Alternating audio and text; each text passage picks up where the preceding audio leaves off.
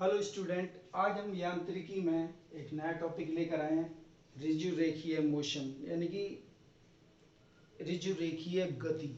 हालांकि गति दो तरह से भी होगी, एक ऋजुरेखीय वन डायमेंशन मोशन में होगा, एक टू डायमेंशन मोशन में। तो हम समझ लीजिए हम वन डायमेंशन मोशन के बारे में बात कर रहे हैं। इससे पहले जो वीडियो बने हैं उन वीडियो में हमने पढ़ाया है कि विमा और मापन किस तरह से किया जाता है। हालांकि वो भी एक मैकेनिक्स का भाग है, लेकिन यहाँ पर जो मेन मूल मैकेनिक्स है वो यहीं से शुरू होती है। तो हम सबसे पहले मैकेनिक्स की डेफिनेशन को समझ लें कि मैकेनिक्स है क्या। किसी वस्तु की जो गति है, किसी वस्तु की जो गति है उसका ज्ञान किया जाता है इसमें, न कि उसके कारणों का। तो कारणों का कोई ज्ञान नहीं होता। तो क्या क्या कहेंगे कि भौतिक विज्ञान की वह शाखा जिसमें किसी वस्तु की गति का ज्ञान किया जाता है, न कि उसके कारण का। और ये निम्नतः दो प्रकार की होती है, एक होती है स्थैतिक गति और एक होती है गतिक गति। स्थैतिक मतलब वस्तु की स्थिति के कारण, और गतिक मतलब वस्तु की गति के कारण जो यांत्रिकी होती है। तो गैलीलियो ने अपने दो जो कॉन्सेप्ट थे वो प्रदर्शित किए। यांत्रिकी के जो कॉन्सेप्ट हैं दो रहे, एक मूल कॉन्सेप्ट और एक व्युत्पन्न कॉन्सेप्ट। मूल तथ्य जिसे कह रहे हैं वो क्या है, लंबाई और समय पे डिपेंड। जैसे जैसे समय बढ़ेगा लंबाई बढ़ेगी, जो भी होगा, यानी रिलेशन जो है लंबाई और समय का रिलेशन है। ओके। और व्युत्पन्न जो कॉन्सेप्ट है, व्युत्पन्न कॉन्सेप्ट किसके बेस पर बना है, वेग और त्वरण। तो यानी कि जो व्युत्पन्न राशि हैं जो मूल राशियों से मिलकर बनी होती है, उसी का एक आधार यहां पर यूज किया गया है।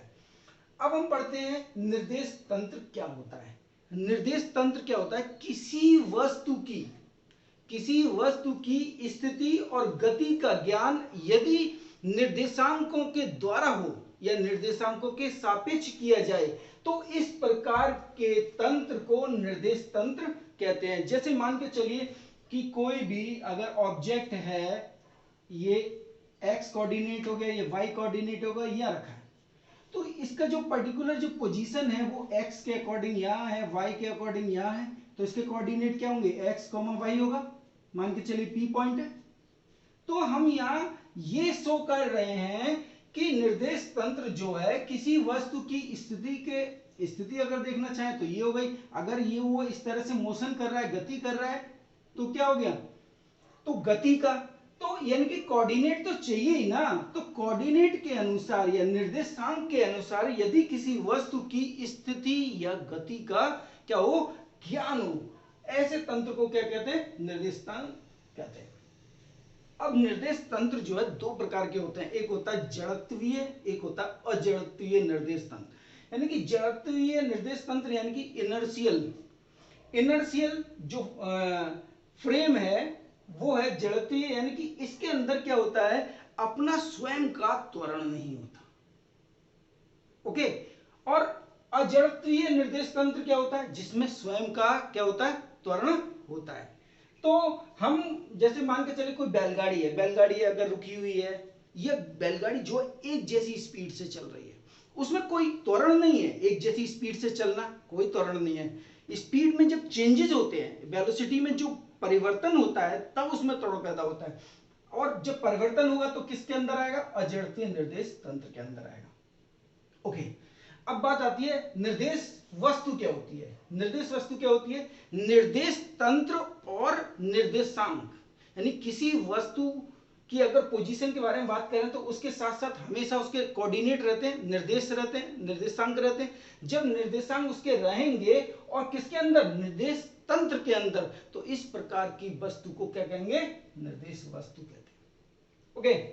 अब बात करते हैं कि हम कैसे ये डिफाइन करें कि ये वस्तु रेस्ट पर है या गतिशील है। तो सबसे पहले हम पढ़ रहे हैं क्या, विराम अवस्था। मान के चलिए अगर विराम अवस्था के बारे में अगर हम बात करें तो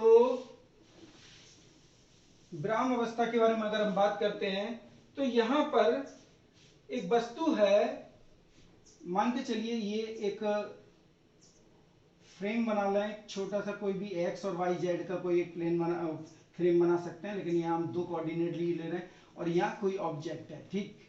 और वो मान के चलिए खड़ा है, या कोई भी कंडीशन आप मान लें वो खड़ा है, एट रेस्ट कह रहे हैं, इसे एट रेस्ट पोजीशन कह रहे हैं। तो एट रेस्ट हम जब पोजीशन को कहेंगे जब इसका पोजीशन इधर से और इधर से, और यानी सभी जगह से उसका जो पोजीशन है उसमें कोई चेंजेस नहीं है, यानी कि वो रेस्ट पर जब कहलाएगा जब उसके समावेश मतलब उसके जो इस मतलब एक फ्रेम जो है, फ्रेम की जो लंबाई है, चौड़ाई है, ऊंचाई है, और किसी तरह से कोई परिवर्तन ना हो, तो कहेंगे कि ये वस्तु रेस्ट पर है।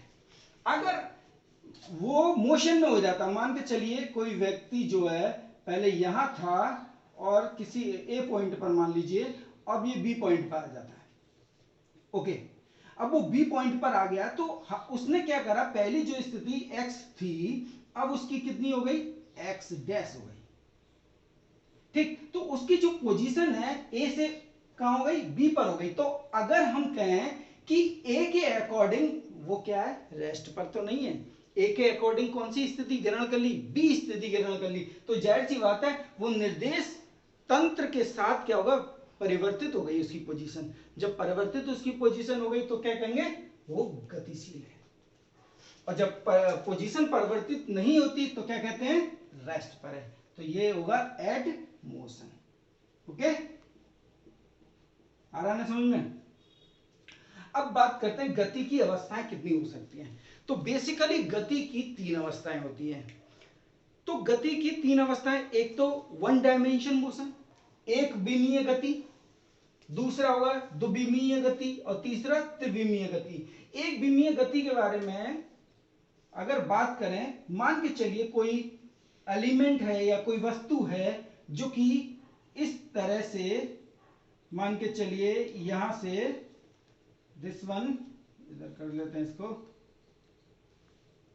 ओके, ये मोशन है उसका, ओके, तो वो इधर जा रहा है, ए पॉइंट से कहां जा रहा है, बी पॉइंट की ओर जा रहा है, गोइंग टू दिस। तो या तो सीधा जाएगा, या फिर अगर उसे जाना हो तो इधर जाएगा, ठीक। तो यानी कि अगर वो स्टेट मोशन में है, एक जैसी गति कर रहा है, तो इस प्रकार की गति को क्या कहेंगे, वन डायमेंशन मोशन कहेंगे। जैसे ट्रेन की गति, ट्रेन की गति एक डायरेक्शन में चलती है, या तो x के अकॉर्डिंग चलेगी या फिर y के अकॉर्डिंग चलेगी, ठीक। द्विविमीय गति के बारे में अगर हम बात करें, मान के चलिए इस तरह की गति, यहां देखिए यहां के कोऑर्डिनेट a हो गया, यहां के कोऑर्डिनेट क्या हो गए, b हो गया, तो दोनों कोऑर्डिनेटों में चेंजेस दिख रहा होगा आपको। तो हम कह सकते हैं x और y दोनों पर काम कर रहा है, तभी हम उसको फाइंड आउट कर सकते हैं। x2 और ये y2 हो गया, और ये हो गया x1 और ये y1 हो गया। तो दोनों की, जैसे इसको हम x मान लें, इसको y मान लें, तो अगर देखेंगे 2 पॉइंट ऑफ व्यू हैं इसके, a और b, दोनों पर इसके दोनों कोऑर्डिनेट काम कर रहे हैं। यानी कि अगर इसकी पर्टिकुलर पोजीशन निकालें तो x के अकॉर्डिंग, y के अकॉर्डिंग दोनों तरफ से निकलेगी। तो जाहिर सी बात है उसका जो मूल कॉन्सेप्ट रहेगा वो ये रहेगा, ओके।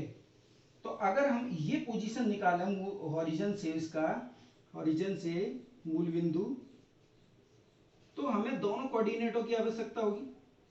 तो जब दोनों कोऑर्डिनेटों की आवश्यकता होगी तो जाहिर सी बात है 2D मोशन के अंदर है। अगर 3D की अगर हम बात करते हैं, ये 1D हो गया, ये 2D हो गया।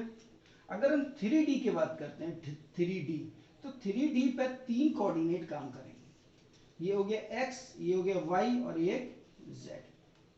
मान के चलिए कोई पक्षी है वो उड़ रहा है, दिस वन, ओके, ठीक। तो ये पक्षी जब उड़ रहा है तो इसकी जो पर्टिकुलर पोजीशन है वो हम डिफाइन करने के लिए हमें x भी चाहिए, y भी चाहिए, और साथ ही साथ क्या चाहिए, z भी चाहिए, ओके।